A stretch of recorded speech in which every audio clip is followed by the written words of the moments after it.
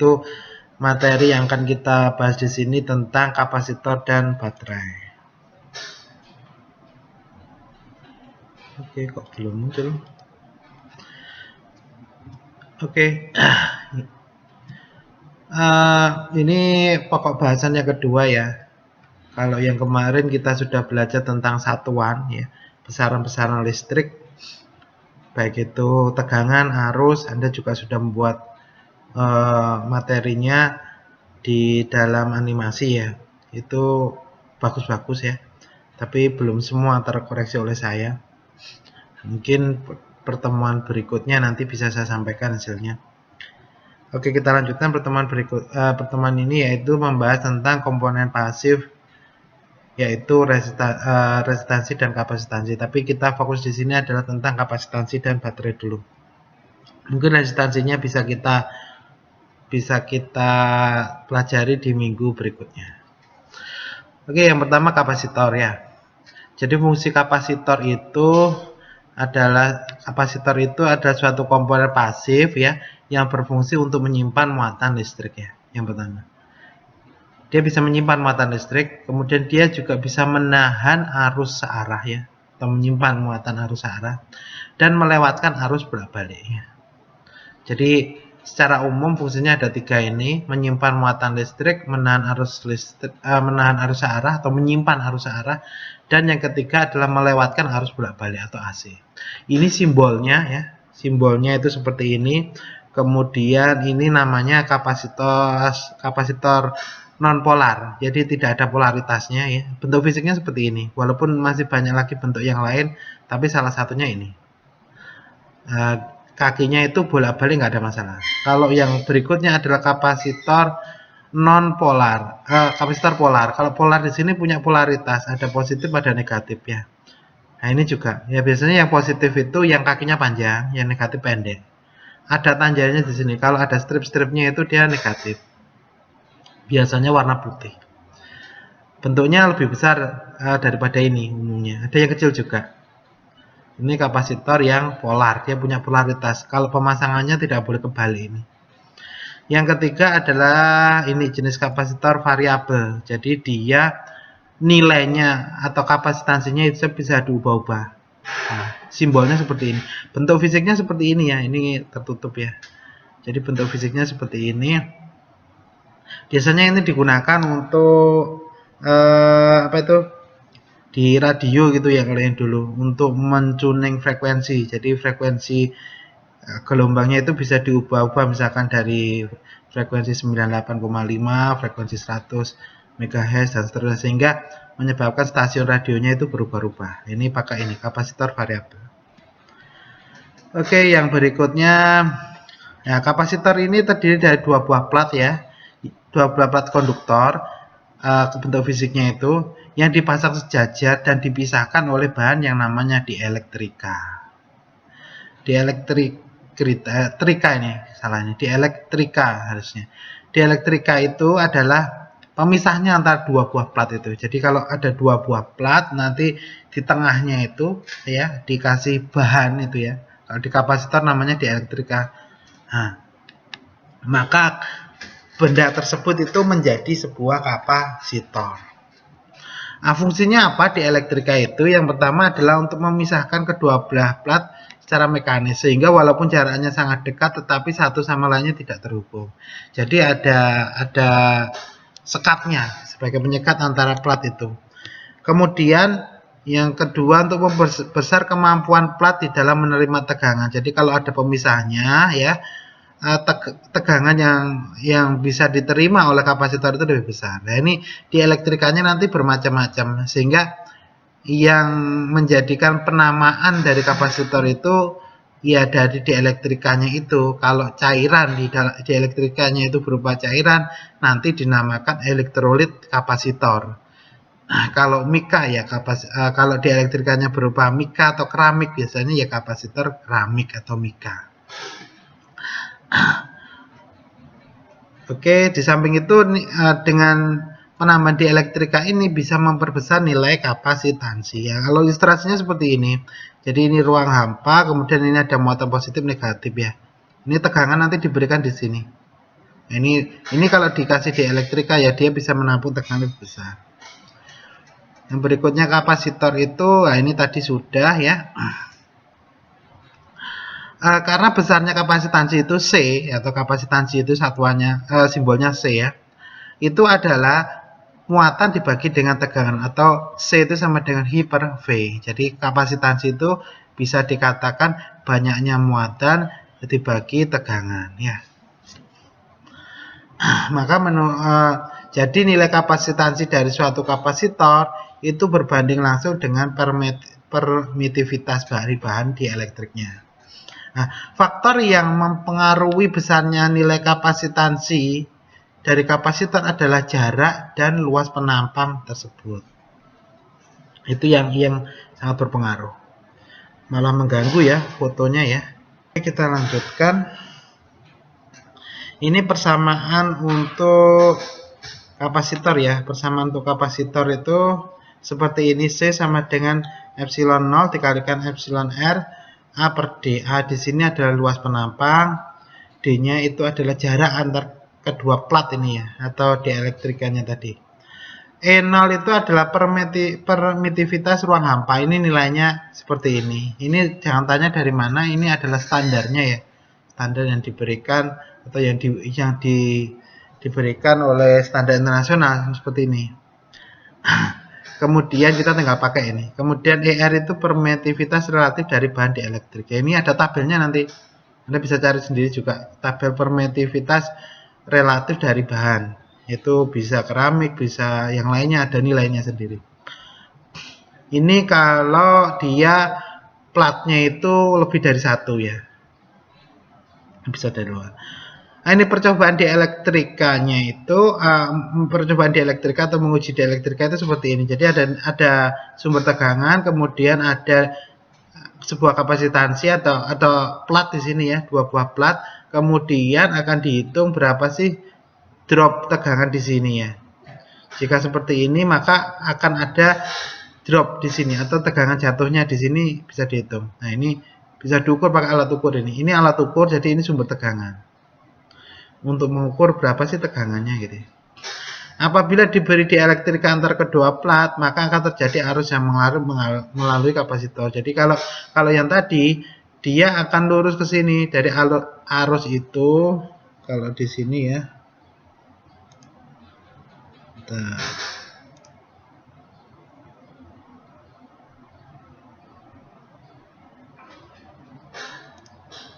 Nah, gini. Ya. Dia kalau yang ini itu dari sini ya menuju ke sini ya. Tapi kalau ini dia dari sini harusnya menuju ke sini. Ya. Ini diukur tegangannya bisa. Kalau yang tadi dia tidak lewat sini. Jadi dia bisa lewat karena ada dieлекtrikanya, sehingga ada penghubung antara plat 1 dengan plat 2 ini. Oke. Nah, kemudian ini hubungan kapasitor ya.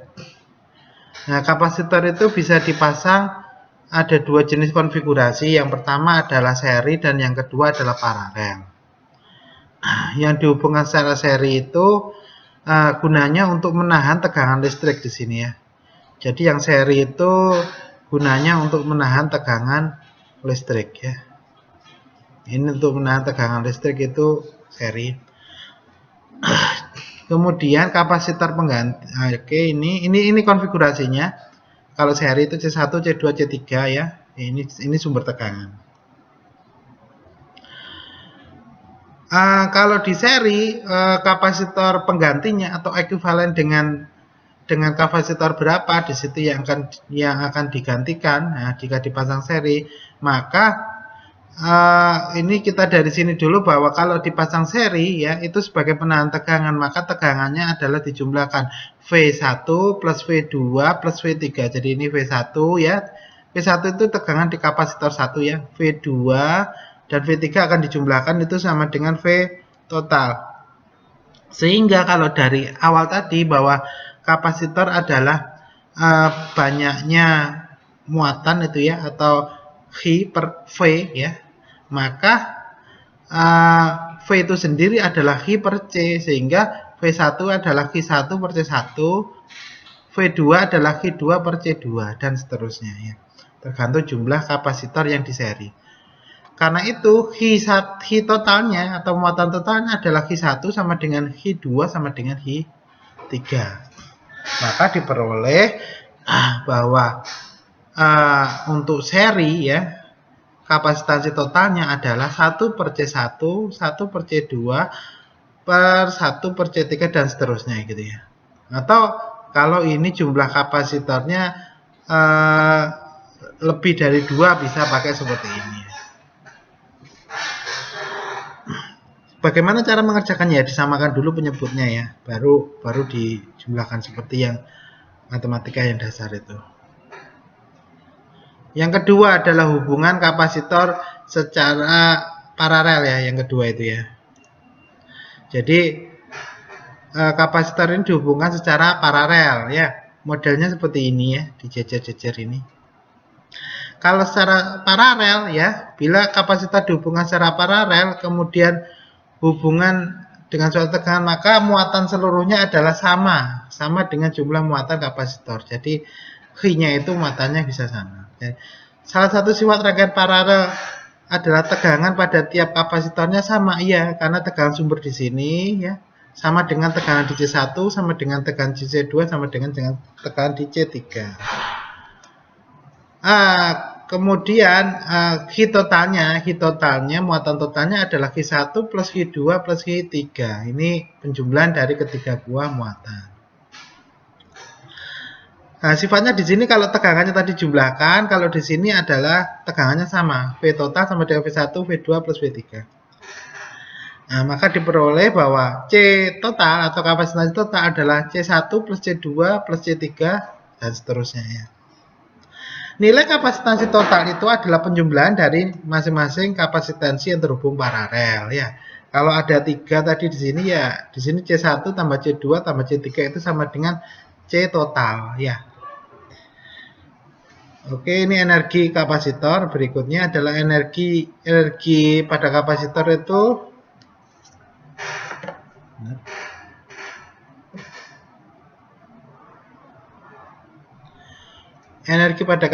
itu semacam jadi kapasitor itu kalau diisi itu semacam reservoir energi ya, atau penyimpan energi. Di mana nyimpannya ya, di antara kedua plat itu ya, atau di dielektrikanya itu. Nah, kemudian kalau kedua plat tadi dihubungkan singkat, maka akan energi yang tersimpan di situ akan dibuang ya, seperti kalau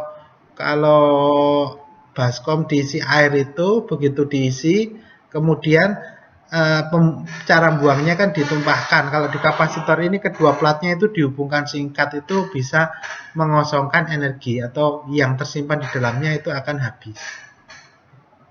Nah, energi yang dibutuhkan untuk memindahkan muatan 1 coulomb pada tegangan 1 volt itu disebut 1 joule. Ini persamaannya ya. Nah, untuk rangkaian untuk pengisian dan pengosongan kapasitor itu seperti apa? Rangkaiannya seperti ini ya. Harus ada sumber tegangan, karena kalau ibaratnya kalau air kalau di kapasitor itu seperti ember itu ya. Ember itu harus diisi air lah. Harus ada sumber airnya ya. Sumber airnya dari mana? Dari pompa air misalkan itu ya. Yang dimasukkan ke dalam ember tadi ya, ini sama. Sumber airnya itu dari sumber tegangan ini dimasukkan ke dalam kapasitor.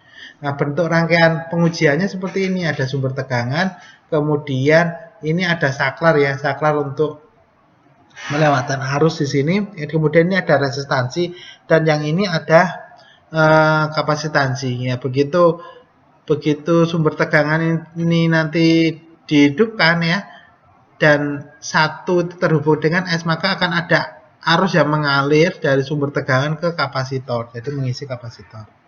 Ya, ini bila saklar S1 di posisi 1 ya. Nah, ini posisi 1 seperti ini, maka arus itu mengalir dari sini menuju ke sini ya. Hal ini menyebabkan naiknya beda potensial atau tegangan pada kapasitor, sehingga kapasitor di sini nanti akan terisi penuh, Nah, jadi kalau ini saya gambarkan seperti ini ya. Nah, dia pertama itu kosong dulu ya. Kemudian nanti lama-lama dia akan penuh gitu ya. Jadi dari yang kecil dulu ya, segini segini segini, lama-lama karena ada waktunya untuk ngisi itu seperti ember ya. Dia suatu saat dia akan penuh seperti ini ya.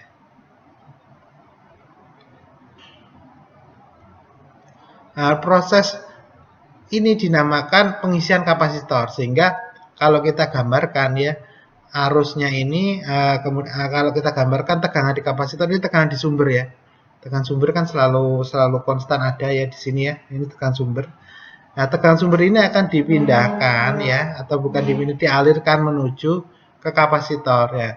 Sehingga dari awal itu T0, T0 itu waktu T-nya ini bisa diberi notasi misalkan 1 detik, 2 detik, 3 detik dan seterusnya. Ya. Ini ada pergerakan muatannya dari kecil sampai ke maksimal ini ya. Kalau dia 10 volt ya dia sampai penuh 10 volt. Nah, jadi kembali ke sini. Jadi ini yang terisi di kapasitor. Nah, kemudian yang di sini itu adalah sumbernya ya. Sumbernya ini sudah penuh di sini misalkannya. Ini mau ditumpahkan ke sini gitu ya. Nah, di sini berapa nilainya? Misalkan di sini 10 ya. Di sini juga 10 ya. Nah, tapi ini dari sumber yang lainnya. Kalau di sini 10 ya idealnya di sini ya pasti 10, nggak mungkin lebih dari 10 ya. Nah, itu kurang lebih seperti itu. Ini pengisian muatannya ya. Pada saat T0 saklar S itu dihubungkan ke posisi 1 seperti yang tadi, maka sehingga arus akan mengalir ke dalam rangkaian, sedangkan VC-nya itu sama dengan 0 saat T1 sampai dengan T3 ya. Terjadi proses pengisian kapasitor saat T1 sampai dengan T3 itu pengisian. Arus menurun karena terjadi beda potensial pada kapasitor ya. Kalau sudah sama ya, kalau sudah sama tadi ya, misalkan ini bejana 1, terus ini bejana 2 ya. Kalau di sini diisi air, di sini 10 ya tingginya, misalkan di sini tingginya itu 10 ya. Ini berhubungan ya, ini berhubungan ini bejananya. Ini juga 10 tingginya. Pasti tidak ada arus yang mengalir di antara ini sudah imbang ya. Sehingga arusnya 0. Jadi kalau kita gambarkan di sini urutannya seperti ini. Jadi arus di resistansi tadi dari awalnya ada gitu ya besar dan seterusnya dia lama-lama 0 atau enggak ada arus yang mengalir karena sumber dengan yang diberikan atau penampungnya itu sama tingginya. Ya, kalau air itu tingginya sama ya pasti nggak akan mengalir gitu ya.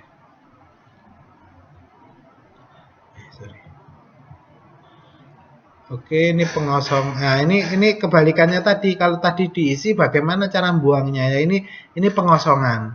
Rangkaian pengosongannya itu, caranya bagaimana? Tinggal dihubungkan aja ke kedua kakinya atau plat dari kapasitor itu saling dihubungkan. Dihubungkan melalui mana? Melalui resistansi. Atau kalau di sini kita pindah ke posisi saklar kedua. Nah ini kita pindah ke sini.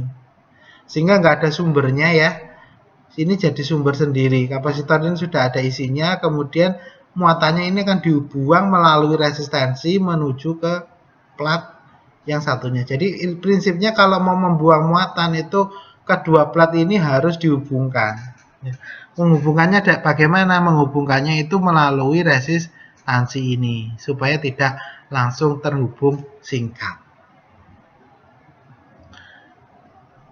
Nah, kalau diagramnya itu bisa kita lihat seperti ini. Dari penuh ya muatannya di kapasitor itu tegangannya lama-lama dia akan habis menuju 0. Ini T kelima, 6 dan seterusnya ini pengosongan. Nah, pengosongan muatan kapasitor ya. Waktu yang diperlukan untuk pengisian kapasitor dan waktu yang diperlukan untuk pengosongan kapasitor itu tergantung dari besarnya kapasitansi dan tahanan yang dipasang terhadap kapasitor tersebut. Jadi, kalau kapasitornya itu besar, maka pengisian dan pengosongannya juga lama. Ya. Di samping nilai kapasitansi, tahanan pada kapasitansi ya, atau yang di seri terhadap kapasitansi itu juga berpengaruh. Kalau tahanannya tadi atau restansinya itu semakin besar, maka juga semakin lama proses pengosongan atau pengisiannya. Nah ini maka bisa dirumuskan seperti ini, bahwa pi itu sama dengan pi atau tau ya, ini ya, harusnya tau ya. Tau itu adalah R kalikan C. Ini tau, harusnya gini sih simbolnya, salah. Nah, tau ini harusnya tau. Atau konstanta waktu R kalikan C ya, satuannya ini detik. Kalau R-nya besar ya maka T-nya juga lama. C-nya besar, T-nya juga lama. Lah, tau itu di mana? Di sini loh waktu pengisiannya ya. Kalau pengisian itu sampai di sini. Taunya tadi sebenarnya di sini 63% ya, 63% itu di sini. Nah, kalau untuk pengosongan di sini ya. Nah, di sini sekitar 37% itu di sini.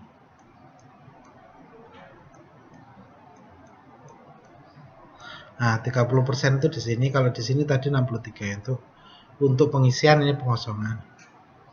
Nah, sekarang tugasnya ya. Tugasnya itu yang pertama ini, bila 3 buah kapasitor masing-masing mempunyai nilai 22 farad, 10 farad, dan nomor absen. Ini Anda kan tahu nomor absen sendiri-sendiri masing-masing berapa, dan 4 farad dihubungkan seri. Nah, ini ketiga kapasitor ini akan dihubungkan secara seri ya. Hitunglah nilai kapasitor penggantinya. Ya, kalau seri ya berarti di total ya ini, dan ini. Ada tadi rumus seri ya. Terus yang berikutnya, bila rangkaian tersebut dihubungkan dengan tegangan 30 volt, jadi ada sumber tegangannya, hitung tegangan dan muatan di tiap-tiap kapasitor. Ya, pakai persamaan yang tadi, bahwa V itu sama dengan apa tadi? Jadi muatan itu adalah tegangan dibagi dengan kapasitansi ya tadi ya, bahwa V itu sama dengan I per C tadi ya. Atau bisa lihat di sini. Nah, tadi ya.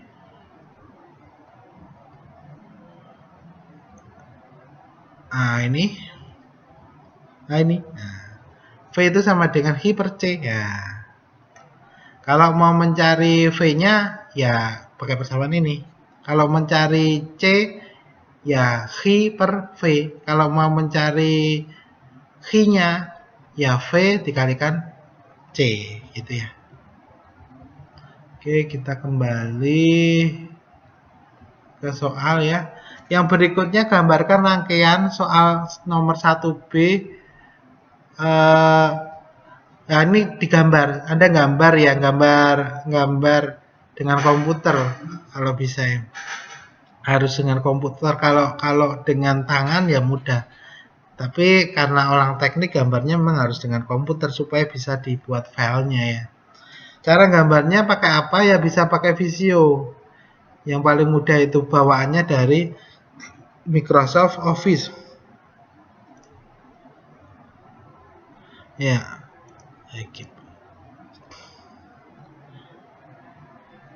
Saya tunjukkan di sini. Ini Microsoft Visio ya. Tampilan seperti ini. Kalau Anda Office-nya diinstal, di situ ada MS Visio, bisa muncul seperti ini. Ini tinggal dibuka file, di situ ke new gitu ya. Nanti milih, ini bisa basic electrical ya. Nah, nanti mau masang komponennya tinggal di drag aja, taruh sini. Nah, terus kemudian dikasih notasi gitu ya. Misalkan berapa nilainya? 10 mikrofarad gitu ya. Nah, mikrofarad pakai simbol. Nah, mikro terus farad. Nah. Oke, ya udah jadi gitu ya. Nah, tinggal dihubungkan. Kalau mau menghubungkan ini bisa di copy juga ya. Nah, kalau mau menghubungkan bisa pakai ini atau pakai ini. Kalau mau pakai ini ya mudah. Nah, oke ya, di sini sudah. Nah, udah jadi paralel ya. Nah, kemudian biar grafiknya, biar tebalnya sama, ini Anda tebalin ya. Nah, Oke, udah jadi. Oke, kita kembali ke sini. Jadi nanti gambarnya seperti itu ya. Kemudian soal nomor 2 sama, hanya saja ini dihubungkan secara paralel ya. Kalau tadi seri, ini nanti dihubungkan secara paralel. Yang ketiga, ya ini dua buah plat dipasang sejajar berjarak 0,3 mm dan seterusnya. Nah, di sini sudah ada jawabannya ya. Tapi Anda cari nanti caranya bagaimana. Ini juga seperti itu, sudah ada jawabannya, Anda cari caranya seperti apa. Ya. Nah, kalau yang ini tadi beda-beda tiap orang ya. Kalau yang ini bisa sama. Ini yang terakhir ya, yang kelima, ya, ada gambar ya. Kemudian Anda kerjakan. Ini sudah ada jawabannya. Kalau benar ya jawabannya mendekati itu, walaupun nanti tidak pas sama sekali ya. Tidak pas presisi benar gitu ya. Misalnya 0,3 ya 0,28 atau 0,29 mungkin bisa ditolerir. Oke, itu jadi tentang kapasitor ya. Kemudian yang berikutnya ini tentang baterai dan sel, mungkin bisa kita bahas di selanjutnya ya. Karena sudah banyak tadi. Mungkin itu dari saya, kurang lebihnya saya mohon maaf. Kalau ada yang kurang jelas bisa ditanyakan di Google Classroom ya, atau di WA Group. Kurang lebihnya saya mohon maaf. Assalamualaikum warahmatullahi wabarakatuh.